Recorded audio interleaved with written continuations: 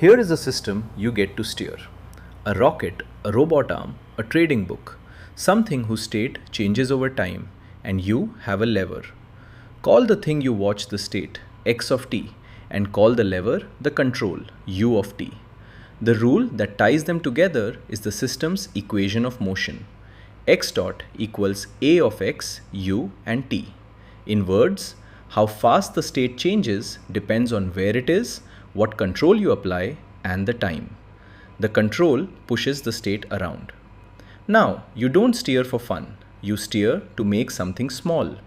That something is the cost, written J of u, and it has two parts: a price you pay at the very end, h of x at the final time, plus a running cost, the integral of g piling up at every instant along the way. Fuel burned, distance from target, risk carried. Last series on the calculus of variations ended with a promise. The augmented integrand was about to get a name, the Hamiltonian, and the rule for the control was about to become Pontryagin principle. This is where we cash that in. The whole question of this video is just this: what must the best control u star obey? Before we turn a single crank, let's stand exactly where the last series left us, because everything here grows straight out of it. In the calculus of variations, there was no lever, no control. You were handed a cost that scored an entire curve, and your only move was to choose the curve itself, to bend it freely anywhere along its length. And from one demand that the cost not change under any small wiggle of the curve, fell a single law the best curve had to obey: the Euler equation. There was no u anywhere in sight, and yet the trajectory was never free to do whatever it liked. It still had to follow a path, the one path the Euler equation pins down. Now watch what changes the instant we add a lever. In control, you don't get to bend the curve by hand anymore. You push a control, u, and the state answers through its equation of motion. X dot equals a of x, u, and t. The path is no longer something you draw. It's something the dynamics hand back to you. Try to wiggle the state on its own and the physics objects, because x and u are chained together link by link at every instant. And that single change is the whole story of this chapter. We can't vary the path directly the way Euler let us, because the path isn't free. It's tied to the control by the equation of motion. So we do the one thing that frees it. We take that chain, the equation of motion, and we hang a price on it, a multiplier, one for every instant the equation has to hold. That multiplier is the co-state, P. Hang it on the constraint, and the state, the control, and the co-state become three independent knobs again. And Euler's exact machine, the one you already watched work, is ready to turn one more time. Let's put it to work. We can't choose the state and the control independently. They are chained together by the equation of motion. So let's treat that equation as a constraint that has to hold at every single instant. X dot minus a of x u t equals 0. We met exactly this situation at the end of the last series. The trick was Lagrange multipliers. Except now, the constraint holds at every moment, so the multiplier is a whole function of time. Give it a name and a color. Call it P of t, the co-state, in violet. There's one co-state for each equation of motion. Now build the augmented cost. Take the original j and add inside the integral p transpose times the constraint, p dotted with a minus x dot. Because the constraint is 0 everywhere, we've added nothing to the value, but we've bought ourselves freedom. Fold it together and the thing under the integral becomes the augmented integrand, GA, the running cost G plus P transpose times A minus X dot. We've seen this move before. Now we turn the same crank. We just hung a price on the equation of motion and called it the co-state. But what is a price on a constraint really? Strip everything else away and shrink the problem to its bones. Minimize a cost, say the square distance to the origin, but you're not free to roam. You're pinned to a line. That line is the constraint, standing in for our equation of motion. Slide along it and the cost falls, bottoms out, then climbs again. The best you can do is the point where the line comes closest. So far, that's just geometry. Now the question that actually defines P. What if we loosen the constraint? Push that line outward by a single unit. The best cost you could reach would move. So watch the meter. As the line relaxes, the best cost climbs, and the exact amount it climbs is the multiplier P. That's all P ever is, a price. It answers one question. How much would my best possible outcome move if I loosened this constraint by 1 unit? A steep price means the constraint is really costing you. A price of 0 means it isn't binding at all. And back in control, the constraint isn't one equation. It has to hold at every instant. So the single number becomes a whole curve, a price at every moment, P of t. That's the value of the chain we hung it on, the running price of the physics. Here's the one real piece of machinery in this whole subject, and you have already watched it run once in the calculus of variations. It's Euler's crank. We are simply going to turn it one more time on the augmented cost with the costate riding along. We demand the augmented cost be stationary. Its first variation, delta JA, equals 0. Write it out and the variation is a single integral. Inside it sit the changes from wiggling each ingredient, the state, the control, and the costate, each multiplied by how sensitive the integrand is to that wiggle. But one term is a troublemaker, the very same one Euler met. It doesn't multiply a wiggle in x, it multiplies a wiggle in x dot, the slope of the wiggle. And that slope isn't independent. It's the derivative of the wiggle we already have. We can't combine it with the rest until it speaks the same language, delta x not delta x dot. The fix is the exact move from the calculus of variations, integration by parts. But before the derivative can hop, we need to know who it lands on. Who is the partner of delta x dot, and why is it minus p? Don't take it on faith. Read it straight off the augmented integrand we built. GA is the running cost G plus P transpose times the quantity A minus X dot. Multiply the price through the bracket and GA splits into 3 pieces. G plus P transpose A minus P transpose X dot. Now hunt for X dot. The running cost G depends on the state, the control, and time. No X dot anywhere in it. Same for P transpose A. The velocity survives in exactly one place, that last term minus P transpose X dot. And that term is linear. Its slope with respect to X dot is just its coefficient. So the partial of GA with respect to X dot is exactly minus P. That is the partner, and it was sitting in the integrand all along. So watch what the troublemaker really is. The integral of minus P transpose times delta x dot. Integration by parts tames it. And integration by parts is nothing but the product rule run backwards. Take the product minus P transpose delta x, the price, times the wiggle, and differentiate it in time. The product rule gives 2 pieces, minus P dot transpose delta x and minus P transpose delta x dot. Look at that second piece. It is exactly our troublemaker. So solve for it. Minus P transpose delta x dot equals the derivative of the whole product plus P dot transpose delta x. Read what just happened. The time derivative hopped off the wiggle and landed on the price, and the sign flipped. Out came plus p dot. Now integrate both sides over the whole trajectory. The left side is the troublemaker's integral. On the right, the first piece is a total time derivative. And integrating a total derivative is trivial. You just evaluate the product at the two endpoints. That's the boundary term. It lives only at t0 and t final. Set it aside.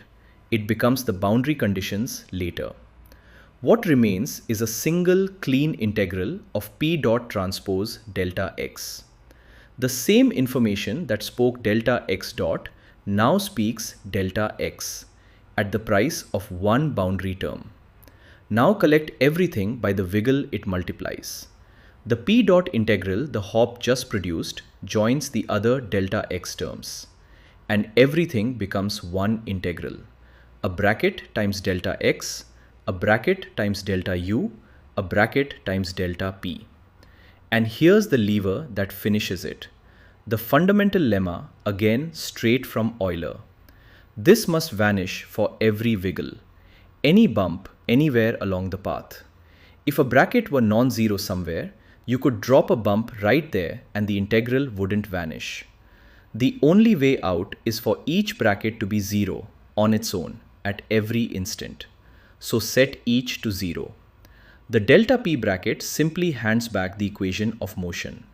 The delta u bracket gives the algebraic condition on the control. And the delta x bracket, carrying that plus p dot from the hop, is the costate equation. That is where it is born. Euler handed us the machine.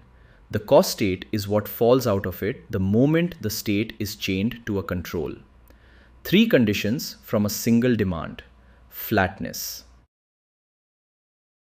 There they are, the 3 conditions, fallen out of that one demand. Let's line them up and read what each one is telling us. The first just hands us back the equation of motion. X dot star equals a of x star u star t. The system still has to obey its physics. No surprise, that's the delta p bracket. The second is the brand new one, the costate equation, born from the hop. P dot star equals minus the transpose of the partial of a with respect to x times p star minus the partial of the running cost with respect to x. Read it as a law of motion for the shadow price, and notice it runs alongside the state, coupled to it. The third has no derivative at all. It's algebraic. 0 equals the partial of the running cost with respect to u plus the transpose of the partial of a with respect to u times p star. This is the one that actually pins down the control. 2n first order differential equations, the state and the costate, plus m algebraic relations for the control. All true. But written like this, they are a mouthful. Watch them collapse into something beautiful. Here is the idea the whole chapter is built on. Bundle the running cost and the dynamics into a single object. Define the Hamiltonian, script h, as g, the running cost, plus p transpose times a, the dynamics. One scalar function of the state, the control, the costate, and time. Now watch what this one object does to our 3 clumsy conditions. And nothing here is new, we are only rereading them. First, differentiate h with respect to p. The costate appears in exactly one place, the term p transpose a, and it appears linearly. So the partial of h with respect to p is just that term's coefficient, a. But our first condition, the state equation, says x dot star is a. So the state equation now reads x dot star equals the partial of h with respect to p. Next, differentiate h with respect to x. The state lives in 2 places, inside g and inside a. So the partial of h with respect to x is the partial of g with respect to x plus the transpose of the partial of a with respect to x times p. Now look closely at the costate equation we derived. Its right hand side is exactly this expression with the sign flipped. So the costate equation now reads P dot star equals minus the partial of h with respect to x. And once more with u. The partial of h with respect to u is the partial of g with respect to u plus the transpose of the partial of a with respect to u times p. And that is precisely the algebraic condition. 0 equals the partial of h with respect to u. 3 old conditions, 1 new object. Nothing invented, only renamed. Now for the picture that makes this symmetry mean something. Take the plane whose axes are the state, x, and the costate, p. At every point of this plane, the Hamiltonian has a value. Think of that value as altitude. A level set of h is a curve of constant altitude, a contour line on a map connecting all the points where h takes one same value. Small loops here sit at one level, larger loops at another. Here is the punchline. Along the optimal motion, the velocity of our point is x dot equals plus the partial of h in p and p dot equals minus the partial of h in x. So ask, how fast does h itself change along the motion? By the chain rule, dh dt is the partial of h in x times x dot plus the partial of h in p times p dot. Substitute the two equations of motion and watch. The first product is dh dx times dh dp. The second is dh dp times minus dh dx. They cancel. Exactly. Always. Dh dt equals 0. The velocity is always perpendicular to the gradient of h. The flow never climbs and never descends. So the point rides a single contour forever. H is conserved. And if you flipped either sign, the cancellation would break. The flow would cut across the contours and slide downhill like gradient descent. The plus-minus pair is exactly what makes the dynamics circulate instead of descend. The control, meanwhile, sits where h is flat in u.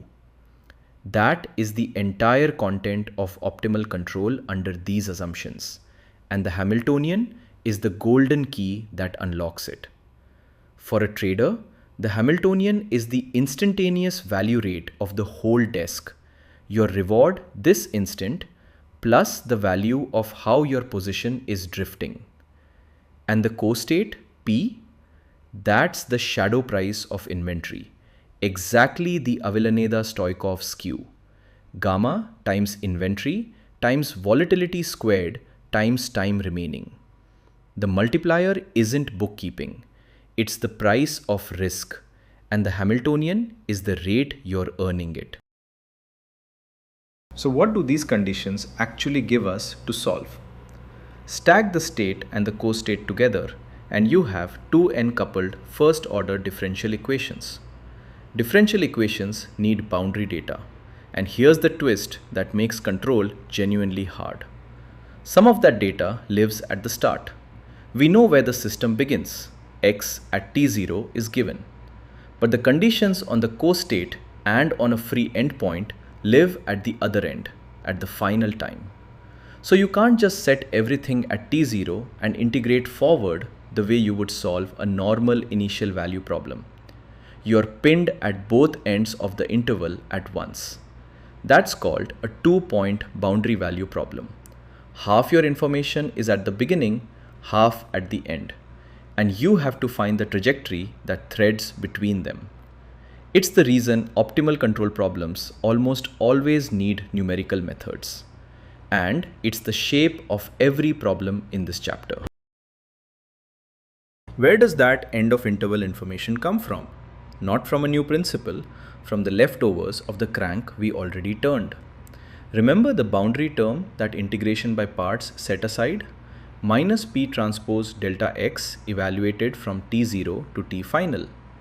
The three conditions killed everything under the integral. So for the total variation to vanish, this boundary piece, everything the wiggle does at the two ends, must vanish on its own. Look at the two ends. At the start, the state is pinned. X at t0 is given, so the wiggle there is 0, and the t0 end simply dies. Only the far end survives, minus p at t final times the wiggle of the state there. Now hold that survivor in view and notice its color. It is violet, the co-state's color. This minus p is not the terminal cost talking.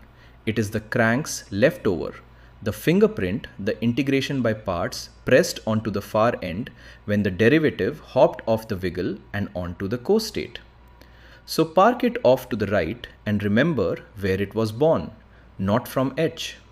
And notice exactly what it is written in. The wiggle at the frozen clock, delta x at t final. That is the curve wiggling up with the clock held still.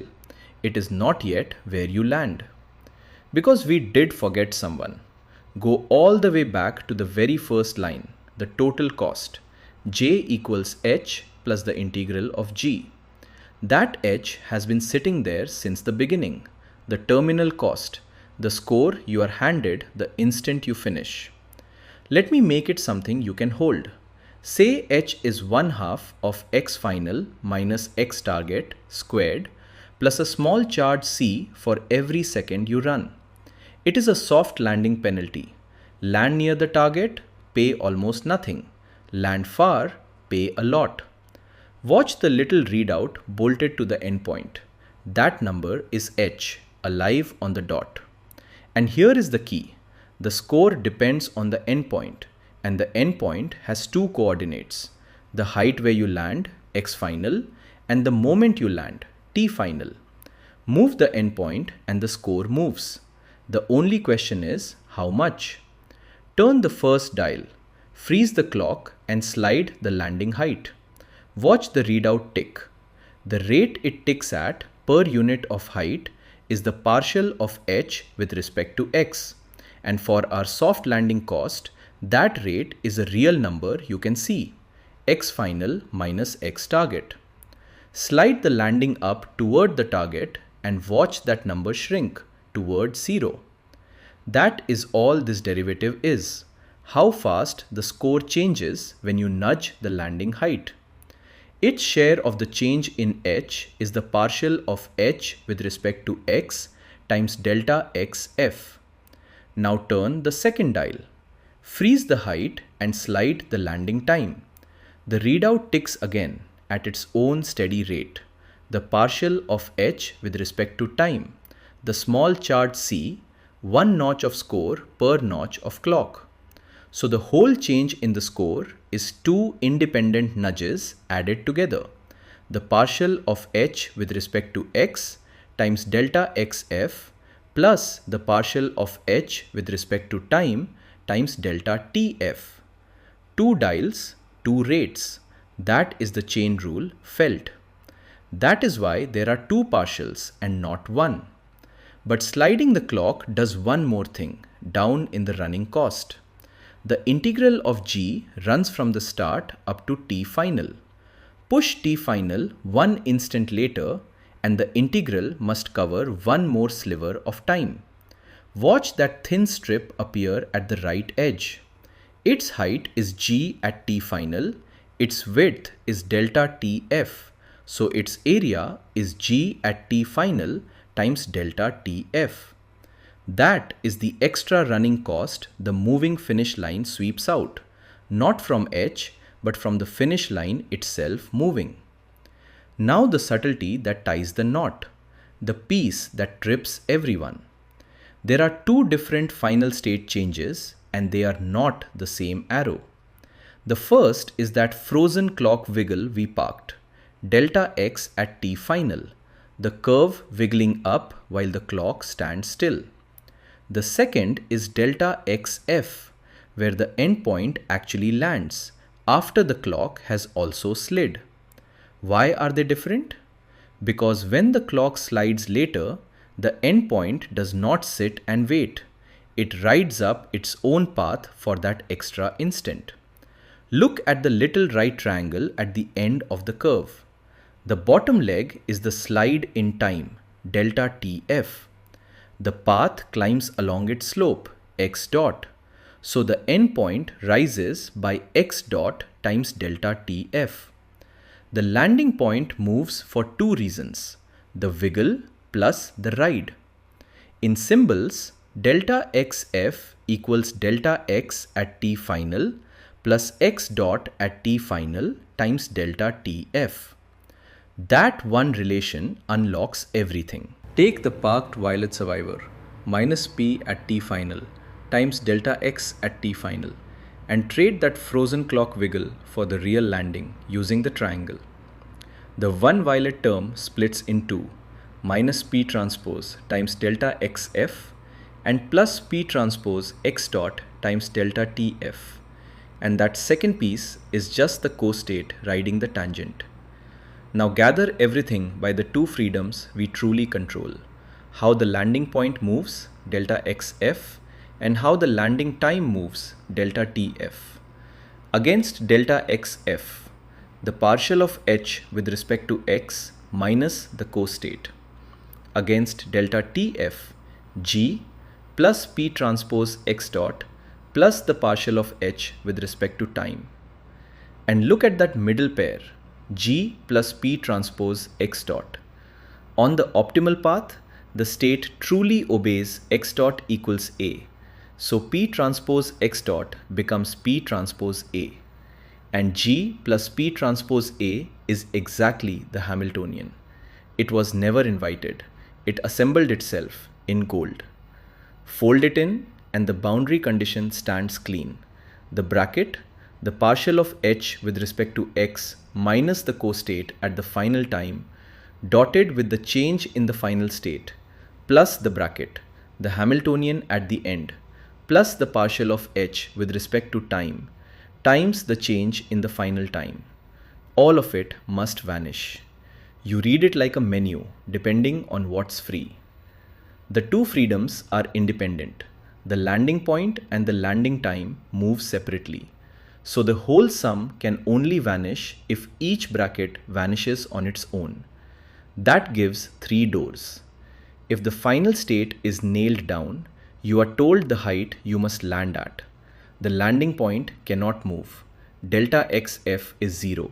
The first bracket switches off and you simply use x star at the final time equals the target. If the final state is free instead, its change is arbitrary. So the bracket itself must be 0. The costate at the end equals the gradient of the terminal cost, p at t final, coming to rest on the slope of the score. And if the final time is free, the second bracket must vanish. The Hamiltonian plus the time derivative of h is 0 at the end. One equation, many doors. Kerr collects every one of those doors into a single chart, table 5.1. Down the side, is the final time fixed or free? Across, is the final state pinned to a point, free to land anywhere, or required to lie on some surface, even a moving one? Each combination is a row. Each row tells you exactly which substitution to make in the master equation and exactly which boundary equations you get in return. Watch them appear. Final time fixed, state fixed, two clean endpoint conditions. State free, the costate equals the cost gradient.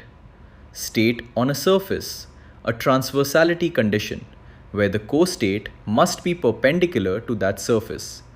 Then the final time opens up and every row gains one more equation to pin down the clock itself.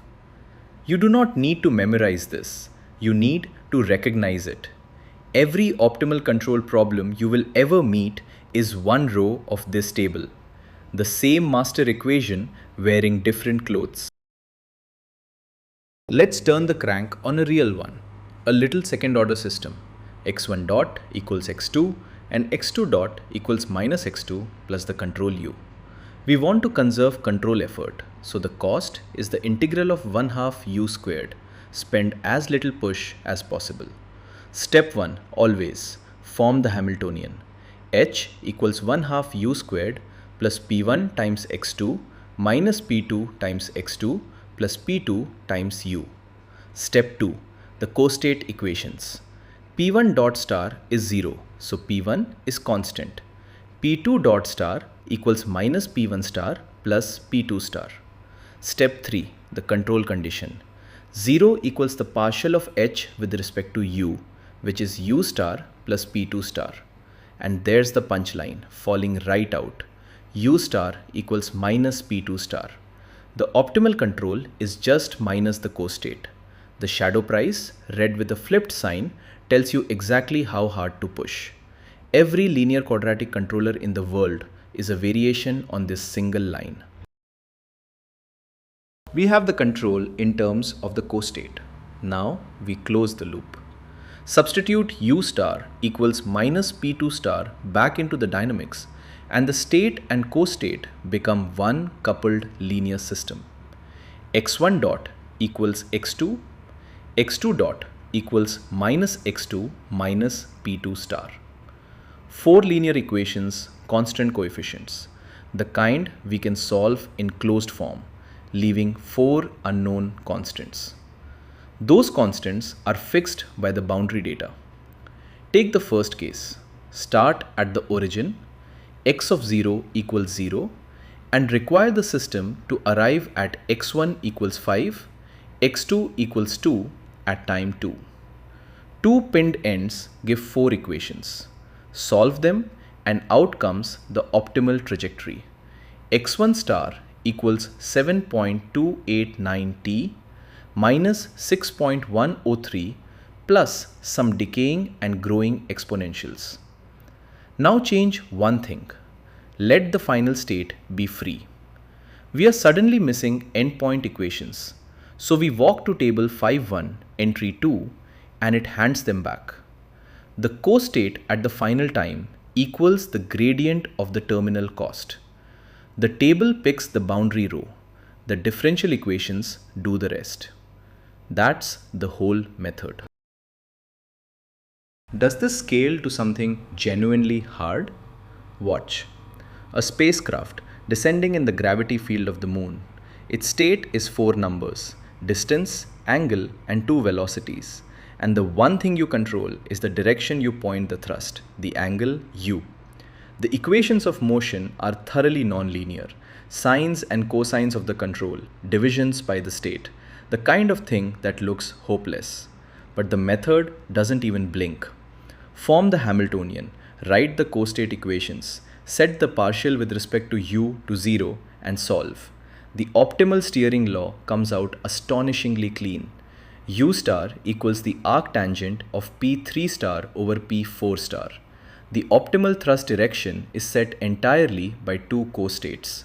The thrust points along the costate vector. It's the same story on a trading desk. Replace thrust with trade rate and the costate is again the marginal cost of carrying inventory. The optimal schedule points downhill on that shadow price. Different world, identical machinery.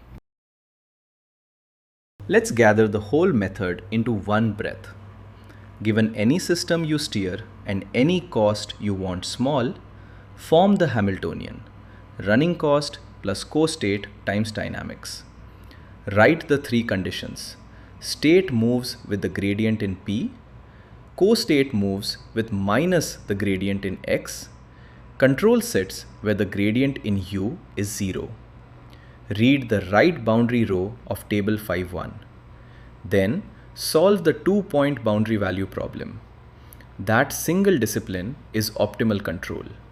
But notice we leaned on one fragile step, setting the partial of H with respect to U to 0.